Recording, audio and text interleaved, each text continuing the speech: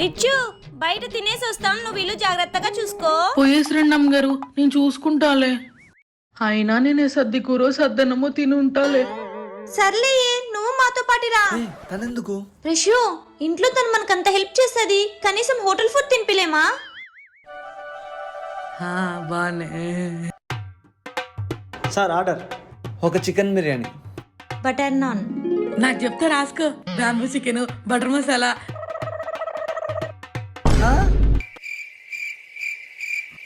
ఓ మేం పేదోళ్ళం కదా, ఇన్ని ఆర్డర్ చేయకూడదు కదా. యాదో పెరుగన్నం పెట్టండి అమ్మా, తినిపోతాం. పర్లేదులే,